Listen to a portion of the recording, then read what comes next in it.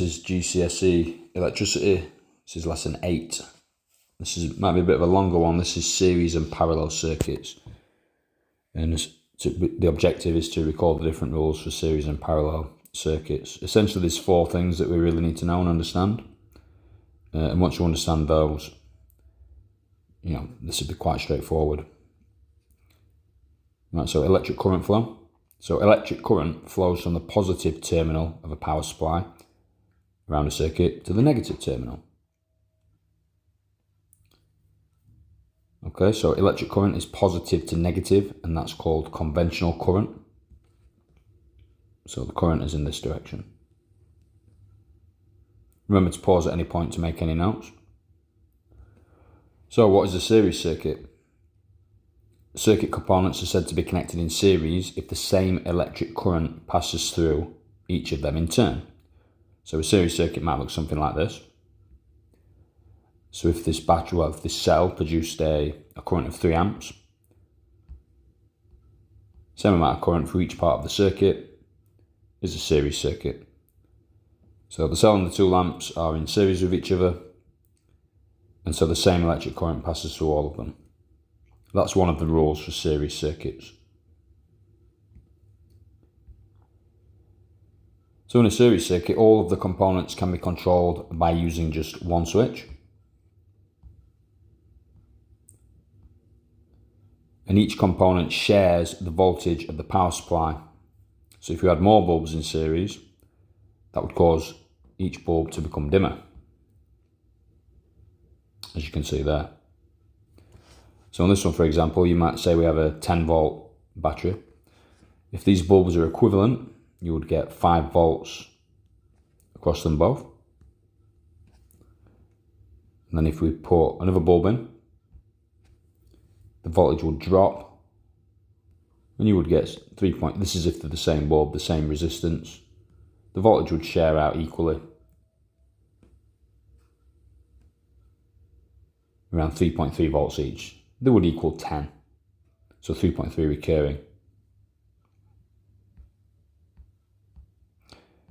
So series circuit rules to consolidate. The current is the same at all points in the circuit, and the voltage is shared by the components in the circuit.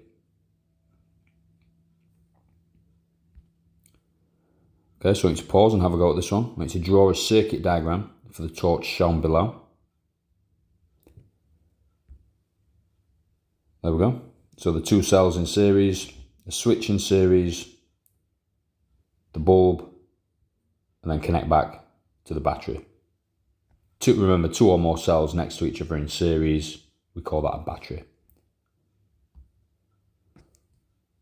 Okay, let's move on to currents in parallel circuits, or currents in parallel circuits. So the total current through the whole circuit is the sum of the currents through the separate components. Now that might seem a bit confusing, but to sum something just means to add them together. And this diagram will help it make a lot more sense. So let's say 5 amps comes out of this battery. If 3 amps goes through the bulb, how much do you think goes down through the resistor at the bottom? 2 amps. You can imagine it like cars at a junction. So if 5 cars went into a junction and 3 went one way, the other 2 would go in the other direction. So still 3 and 2 there. At this next junction, they'll add back together to give us the 5 amps. So you're going to pause and have a go.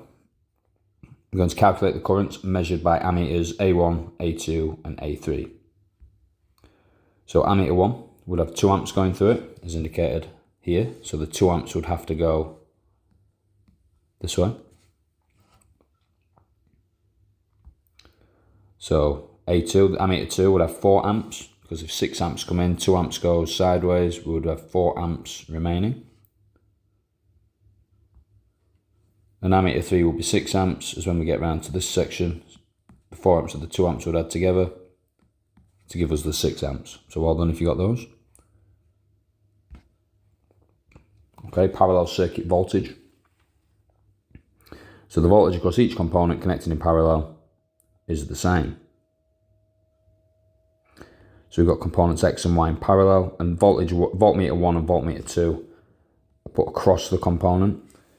You might be used to it being drawn slightly differently. I'll try and do this as neat as possible. You could have. You might be more familiar, depending, if it looks something like this. So we've got the resistors, the components, the resistors in parallel with each other. And to measure the voltage across each one, you would put the voltmeter across the component. So it might look something like this. But these two diagrams are equivalent, they mean the same thing. So numerically, if we had, say, 10 volts on this cell, we would have 10 volts on resistor X and 10 volts on resistor Y. So the voltages are the same. Also, I want to give an example such as this. Let's say, for example, we had 10 volts on the power supply. There would be 10 volts on each row, so we'd have 10 volts on this resistor and 10 volts in total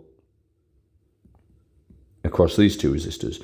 Now, because these two resistors are next to each other, they're in series, so the rule for voltage in series would then apply. So it's 10 volts in all. So they would have to add up to 10 volts. So it could be, if they're equal, we could have 5 volts on each one. If they've not got the same resistance, then it depends. Depends which one's got the most resistance, would have the most voltage. So this one could have 6 volts. This one would then take the remaining 4 volts. So if you see something like that, you have to be careful. We've got questions like that in the next video. Let's move on. So in a parallel circuit, all of the components can be individually controlled by using separate switches. And a positive is that if one light bulb blows, the other bulbs can still carry on working. So to reiterate about parallel circuits, the current splits and joins at junctions, and the voltage is the same on each row of the parallel section. So if you want to have a go at this, you can, or you can just wait for the notes. What are the advantages of connecting two lamps in parallel rather than in series to a power supply? So when connected in parallel, the lamps are brighter than when connected in series. The lamps can be controlled individually with switches. And one lamp will continue working even if the other does not. If those are the responses that you put, then well done. Let's finish off with a word fill exercise. Just to reiterate. So if you want to have a go without the keywords, if you want to pause now. If you want the keywords, I'm going to put them on in a moment. So if you want to fill this in. So when components are connected together in series, they will all have the same currents flowing through each of them.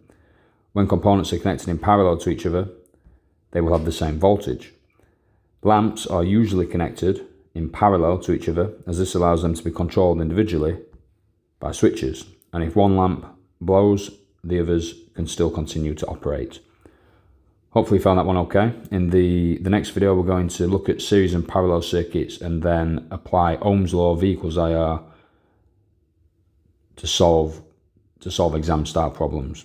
So that should be really helpful. But thanks for watching, and I'll speak to you in the next video.